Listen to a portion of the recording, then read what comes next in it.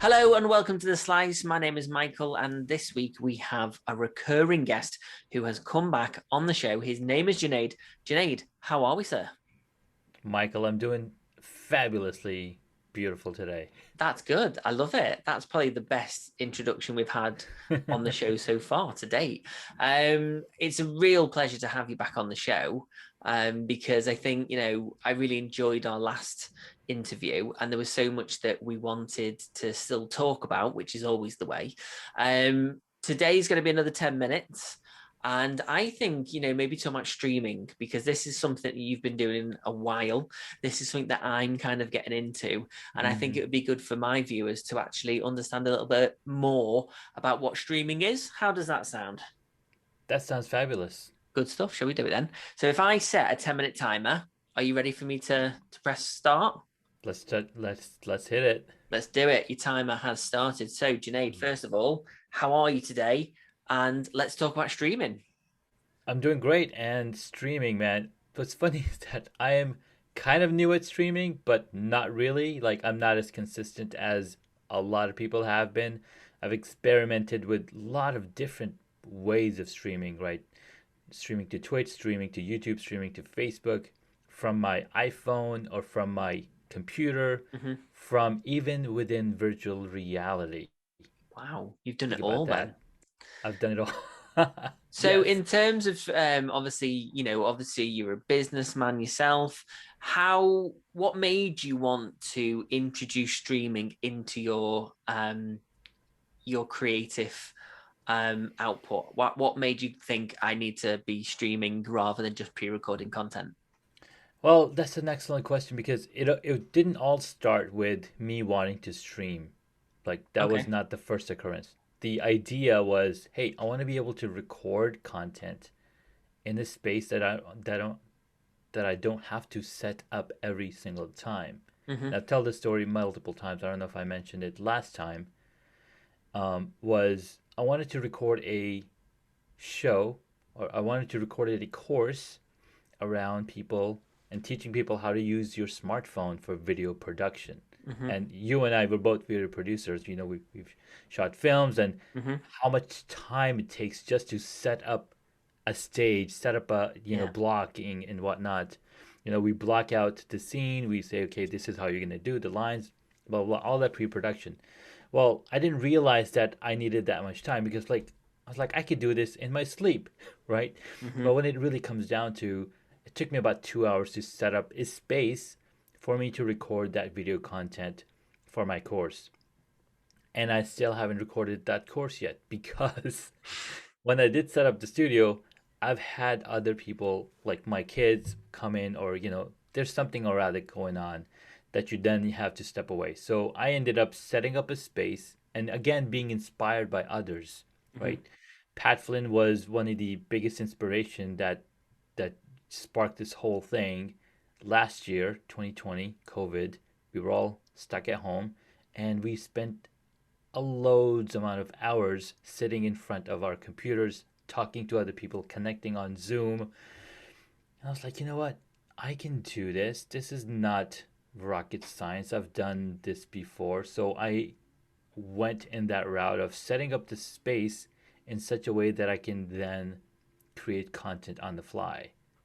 Past 2 weekends, I was able to just sit here for 45 minutes and record 30 videos, right? So Yeah.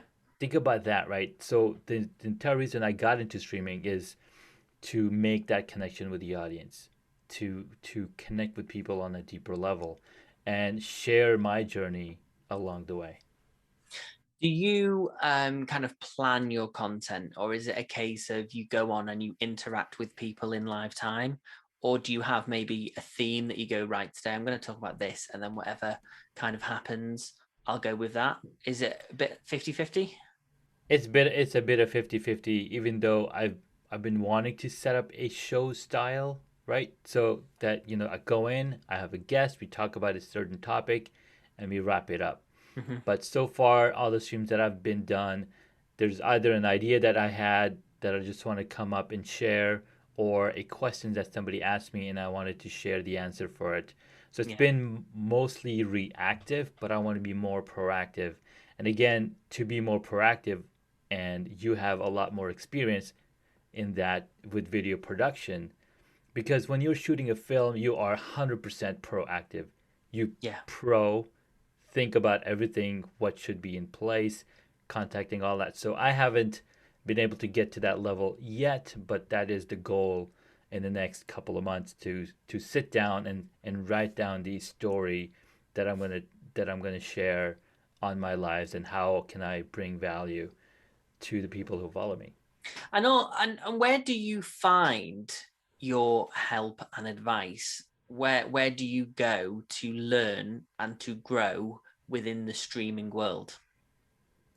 That's a great question. So there's a few communities, of course, available on Facebook, and we're part of one of them, Let's Get Live, where we're Mhm. just testing things out. We're going live, we're experimenting. I think experimenting is one of the fastest ways you can learn because if you fail, hey, guess what? You're going to figure it out Mhm. eventually. Number two is YouTube. There's a ton of streamers. People have been streaming for the past 10 plus years. Twitch has been around for so long. People are streaming their games, and it's there's a ton of information out there. And what's beautiful in just the last year, there's a lot more software available as well. Mhm. And the producers or developers of that software offering up help and sharing how things are done. So it's all a matter of, you know, finding those resources, learning from them, and then applying it in your scenario, in your setup. Because I came across the community for the Vlogmas challenge. So this would have been literally December the 1st, Mm-hmm. where obviously Rob Balasabas came, Balasabas. I always call him Balasabas, but it's Rob Balasabas. I think I said that when he Balasabas. was on the slice, and I said, "Did I pronounce it right?" And he went, "Yeah, yeah, it's fine." And like now, I'm like, "No, it was not fine," but he was very gracious about it.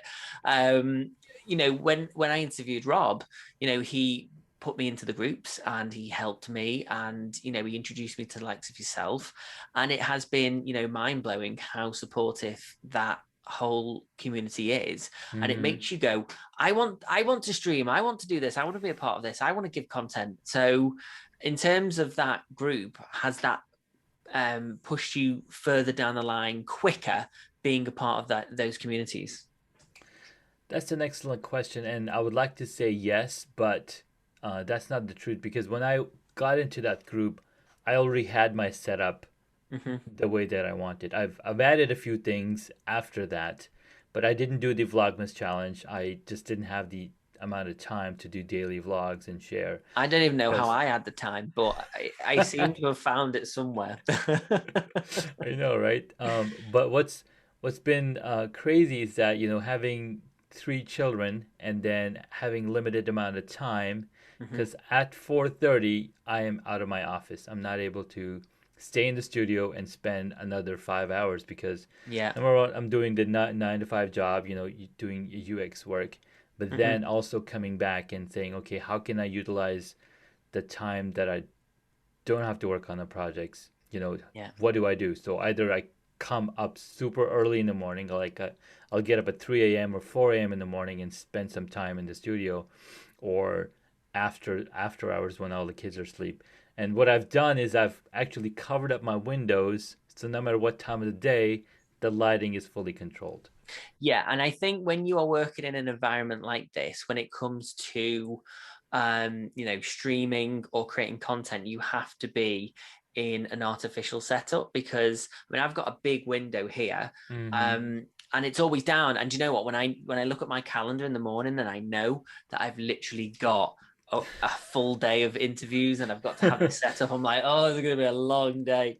Yeah, But I know that if I had the blind up and I had the lights just, giving me the basic cover throughout the day, the consistency would be completely shot. yeah. So it is very important to have artificial lighting. What kind of setup? How did you start in terms of your setup? What did you buy first? Man, so because I'm a filmmaker Mm-hmm. and have shot some short films and whatnot, I've Mm-hmm. had all the equipment.